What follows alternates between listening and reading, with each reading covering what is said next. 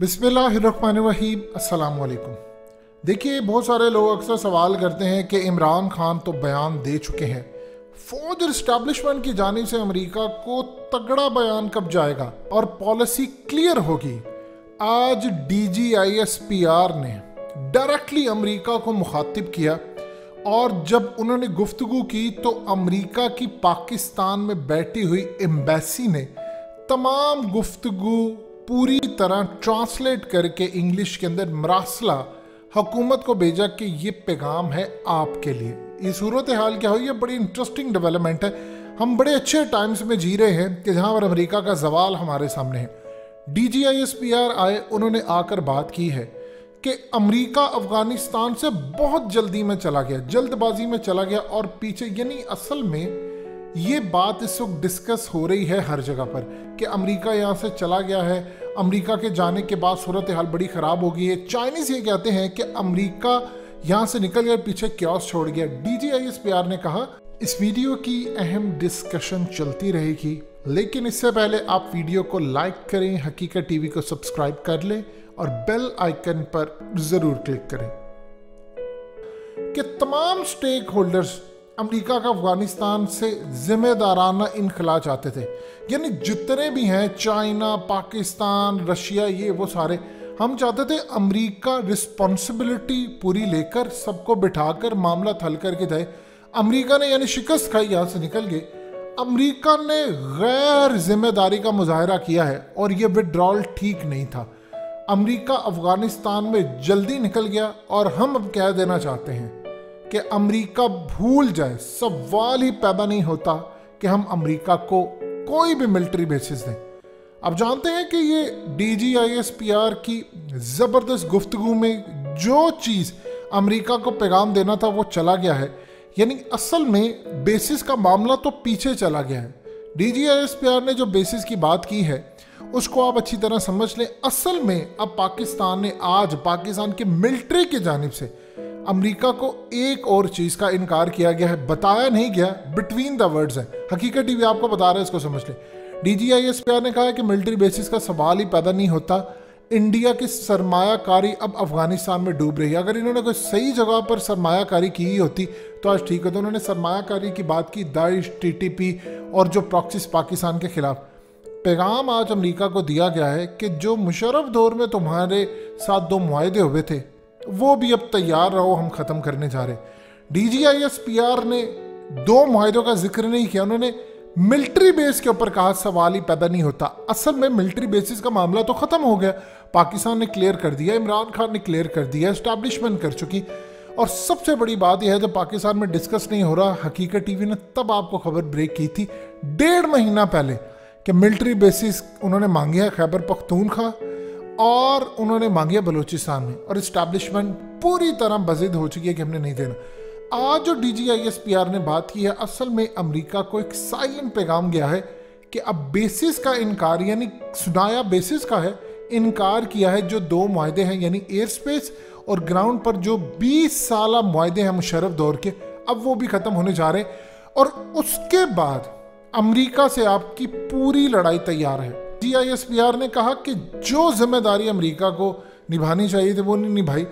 America ने trillions of dollars खर्च किए अफगानिस्तान की फोर्सेस के ऊपर। तो दुनिया अब उनसे पूछ रही है, यानी DGISPR ने दुनिया को बताया कि इन्होंने ट्रिलियंस ऑफ डॉलर्स खर्च किए हैं, लेकिन अफगान फोर्सेस अमेरिका के ट्रेंड याफ्ता, वो तालिबान को नहीं रोक पा रही। तालिबान आ रहे हैं, इलाके पर इलाके फतह करते जा रहे हैं, तो अफगान आर्मी और एयरफोर्स उनके पास मौजूद है, सब कुछ, अब रोक नहीं पा रही।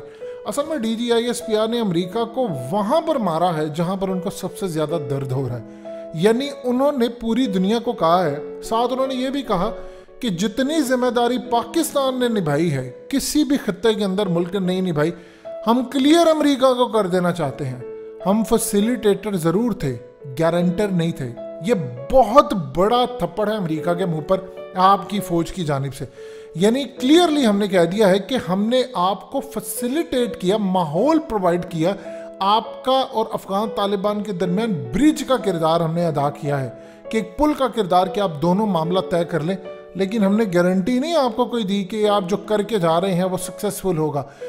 अब हम पर इल्ज़ाम लगाने की बजाय उन्होंने दुनिया को क्लियर पैगाम दिया कि अमेरिका से आप क्यों नहीं पूछते कि ट्रिलियंस ऑफ डॉलर उन्होंने अफगान आर्मी पर खर्च किए हैं, ट्रेनिंग दी है, असलहा दिया है, जहाज दिए, ड्रोन्स दिए।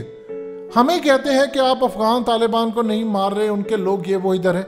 आप अमेरिका से क्यों नहीं पूछते कि इतना कोई ट्रेन करके 20 साल गए हैं तो वो अफगान तालिबान के साथ क्यों नहीं लड़ पा रहे? अफगान तालिबान तो इलाके पर इलाके फतह करते जा रहे हैं और हमें आप आकर इल्ज़ाम लगाते हैं। हम क्लियर कर देना चाहते हैं अमेरिका ने कोई जिम्मेदारी नहीं की यहाँ से निकलते हुए, लिहाजा हमारी बात समझ ले, हमने अमेरिका को अड्डे नहीं देने। ये अड्डे का जो देने का मामला है, अब बात आगे बढ़ चुकी है। असल में इनकार किया है कि अमेरिका अब अपने ख्याल और ख्वाब दोनों ख़त्म कर दे कि हम उनके साथ जो 2 मुआहदे हैं उसको एक्सटेंड करेंगे, अब वो भी दी एंड होने जा रहा है। DGISPR ने अमेरिका के प्यादे को भी पैगाम दिया है कि भारत दुनिया को बताता है कि पाकिस्तान मसाइल का गढ़ है। अगर भारत ने सही जगह पर एजुकेशन और अच्छी जगह पर सरमायाकारी की होती तो आज वो इतना परेशान ना होता। आप जानते हैं इस वक्त अफगान तालिबान दुनिया के अंदर कितनी बड़ी ताकत बन चुके हैं। 1996 में इनकी हुकूमत आई थी, इन्होंने लड़कियों को पढ़ने नहीं दिया। मुस्लिम कंट्रीज भी इनसे नाराज़ थी, बहुत सारे अरब वर्ल्ड इनसे नाराज़ हो गया।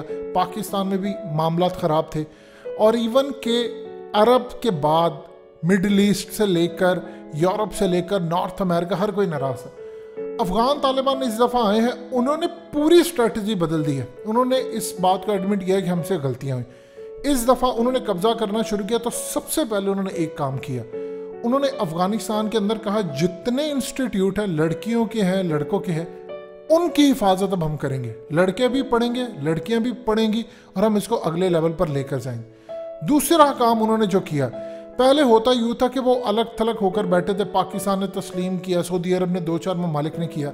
अब उनको इंडिया ने बुलाया, बातचीत की दोहा में, उन्होंने मुलाकात कर ली। रशिया ने उनको बुलाया, उन्होंने बैठकर वहाँ पर मुलाकात कर ली। 2 दफ़ा वो वहाँ पर गए, फिर उसके बाद 2 दफ़ा मज़ीद उनकी मुलाकात हुई। चाइना ने उनको बुलाया, उन्होंने मुलाकात कर ली। ईरान ने उनको बुलाया, उन्होंने मुलाकात कर ली।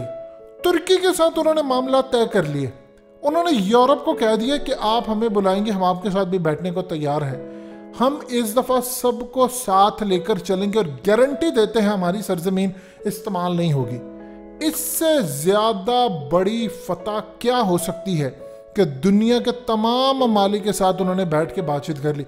उन्होंने चाइना को कहा आपके मुल्क से कोई मुस्लिम आएगा बगावत करता हुआ हमारे मुल्क में, हम उसको आने नहीं देंगे और आपके हैंड ओवर कर देंगे, हम उसको यहाँ पर नहीं रखेंगे।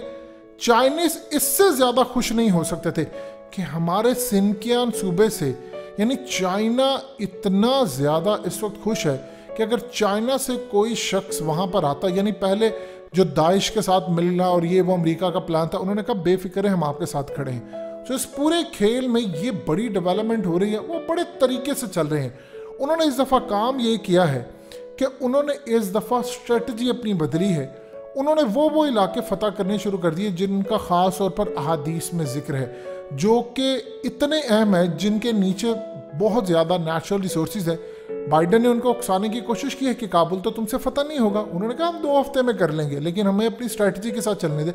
उन्होंने बदख्शां, ये वुखान कॉरिडोर और ये तमाम इनको पहले फतह किया है जिनके नीचे नेचुरल रिसोर्सेज है, जो नॉन पश्तून है, कि यहाँ पर हम जब फतह करके काबुल तक पहुँचे तो वहाँ पर जाकर हमारे पास रिसोर्सेज, हम चाइना को कि ये लो ख़रीदो हमसे और हमें पूरी तरह पैसा दो, हम यहाँ पर चलाएंगे।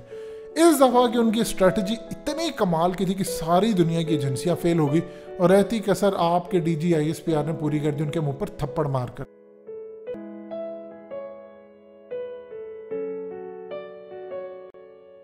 हकीकत टीवी को सब्सक्राइब करना मत भूलें, वीडियो को लाइक करें, शेयर करें और कमेंट सेक्शन में अपनी राय का इजहार ज़रूर करें।